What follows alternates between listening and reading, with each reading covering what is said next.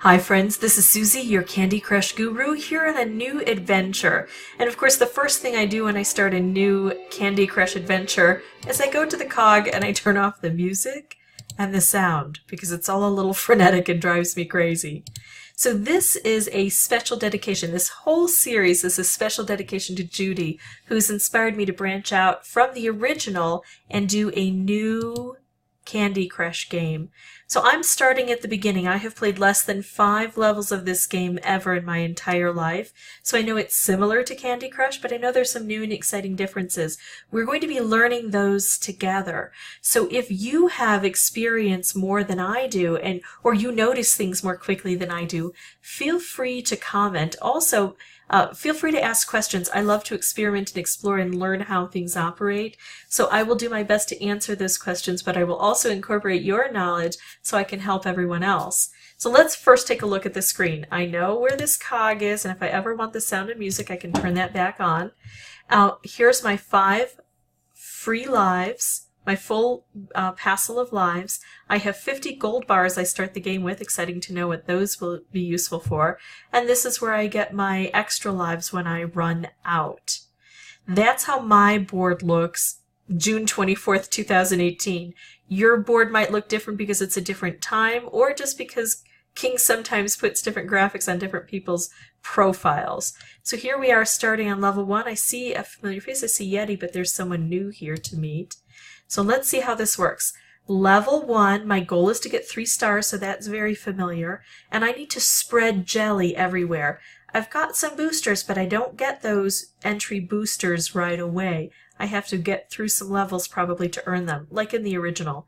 And I can invite friends and I can say play. I'm just going to go ahead and play right now. Inviting friends means connecting through Facebook, and I don't want to give away anybody's private information, last names, so I'm going to be very careful about things like that on the screen. All right, now, it's good to look at the beginning board and see what it's showing me. While it's loading, it's saying that if I make 4 candies in a square, that will equal a fish. So I can create fish on this board, which I will say is different than the original Candy Crush, but I hear that they're testing out this concept on original Candy Crush now. Sorry this is taking so long to load. I'm going to go ahead and pause the recording and I'll meet you back here when we're fully on board. Okay, so it showed me when it came on that there are several screens I need to get through, and now it's showing me the gameplay. I need to match 3 candies with the same color in a row, and presumably that will fill in this jelly for me.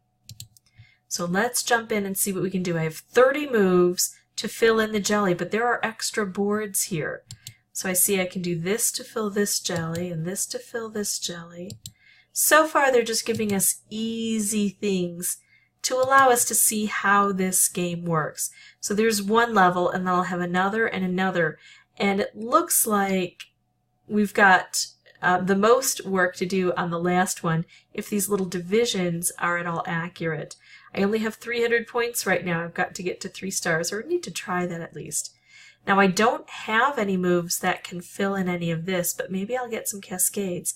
And I see I will. If I match these blue like it's suggesting, this orange is going to drop down, and then this purple will drop here, and that'll fill that in. So cascading looks like it'll be very significant on this board.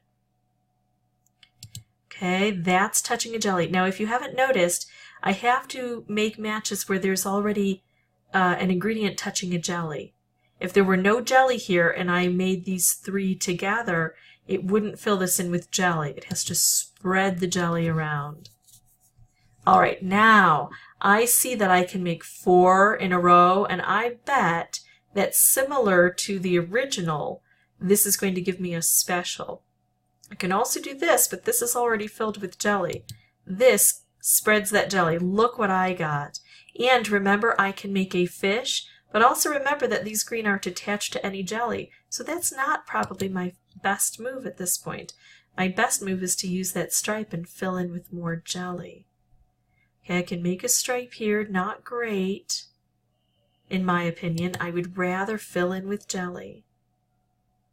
I can match the green. I can match the green. I can send off the blue. I think I'm going to match the green and see what happens. That looks nice. Okay, I can fill this jelly in.